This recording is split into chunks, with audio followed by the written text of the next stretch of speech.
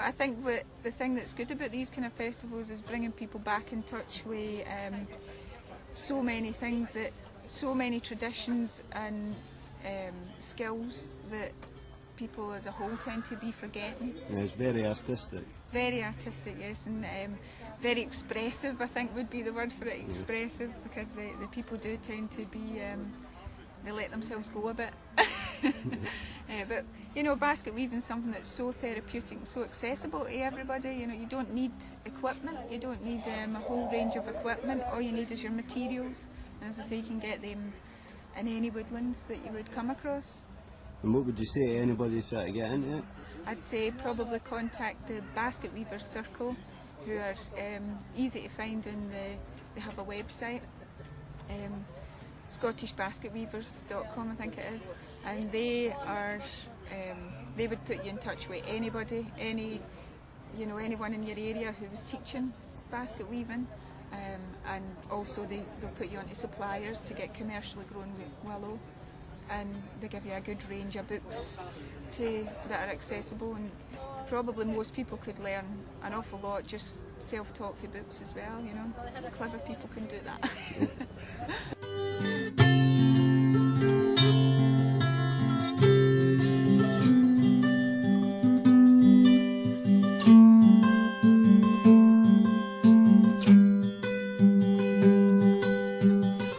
Govan's unique past as an inspiration, the Trust currently operates a number of core activities along the theme of skills for a sustainable future.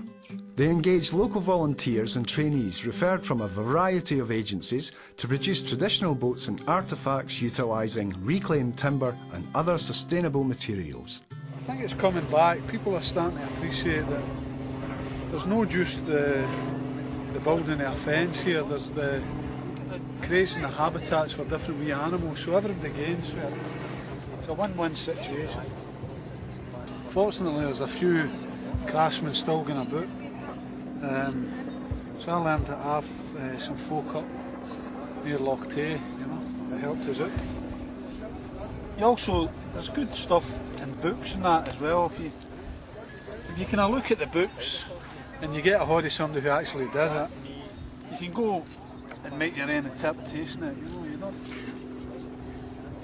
I suppose the best way is to actually do it instead of, you know, reading about it. To actually find out who can show you the crafts. Once you've gained the skills, then you can take it on yourself, and you start to learn yourself what's the best. You know, you start to get an eye. It's like boys who build dikes. They get an eye for a good stain and where it will fit and all the rest of it. Same with the wood as well. They've got I can't remember the name of them up at Loch Tay. Is it willow they use the buildings at the site? The Crannogs, aye. Aye, they used alder and willow and hazel. This is hazel, this one. Willow's for the baskets. You can use willow as well.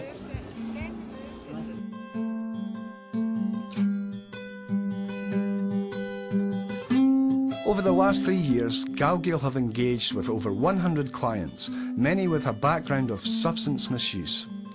This work has resulted in the completion of a number of items, including a 25-foot timber workshop, a range of full-size traditional boats 25 foot and 30 foot, and a number of smaller rowboats. How long have you been doing this then? Hours. No, 11 years I've been doing it. And how did you get into it? I've seen an article in a magazine, and then I seen somebody doing it at a show, so I just started doing it. On the cheap, but you know. Does it cost much to put together? It can cost you money for your tools, but I mean I made mine out of Land Rover Springs, so. And my first lathe cost me £1. All the wood came from the dump. It doesn't need to be anything special. So where did you learn all these skills then? Self-taught, just by practice, just by determination, just doing it. There's not actually a lot to it, you know. It's fairly limited. And where did you get your information for all this? Out of books. Is it like old tradition I can see here from some of the machinery? This is an old, I mean it goes back thousands of years, you know, the Vikings did it, Romans did it, there's even carvings in the pyramids. this sort of wood turning. It goes back thousands of years. We found an older bowl on Iona recently, a couple of years ago, and it was made on one of these as well, bowl lathes. This is how they made all their domestic kitchenware and things. You can even make spoons and that.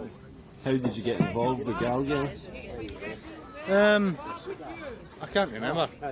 I'd always been interested in the things that they were doing, but I mean, I live in Argyll, but I originally come from Coatbridge, you know, which is a similar situation to the Galgael. There's a lot of sort of unemployment and things, you know.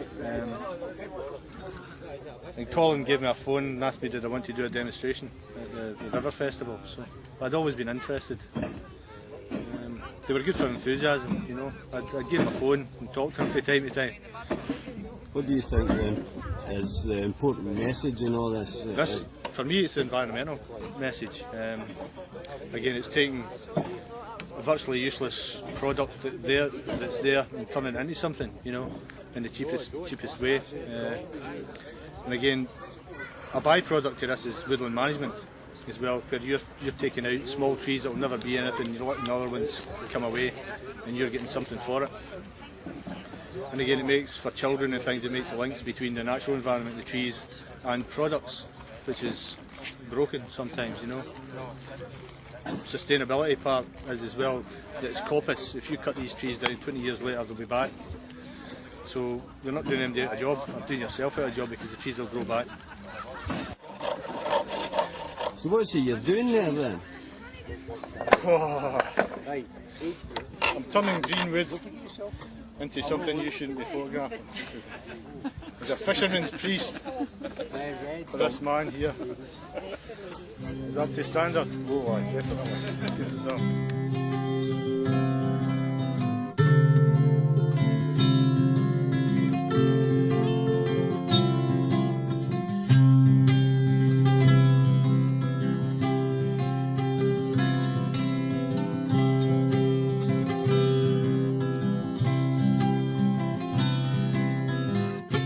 The Galgael Trust is a Gaelic land and maritime cultural education group which believes the Gaelic language has a vital place in Scottish life. Therefore, they believe strong legislative measures should be incorporated within Scots law to protect, maintain and enhance Scotland's native tongue. They also feel that an effective Language Act is therefore needed to secure the long-term future of our language, whereby every child in Scotland should have the right and choice to learn the language throughout their educational life. How did you get involved in this thing? I knew Colin for years back, you know, and he asked me about 5 years ago to do the research for him because I was at university at the time and I had access to lots of information. And over the years I've been getting in and out the shop, helping out doing various things. And now I'm with the trainees, you know, the first batch of trainees. What craft is it you do yourself? Well, I do calligraphy there, but I do joinery and woodwork, for instance. I made that with things I'm sitting on. You know what I mean? And various other things. I do artwork too. Any artwork that's gone. What's the connection with the Galgael with your calligraphy and everything, your trades, is it? Well, basically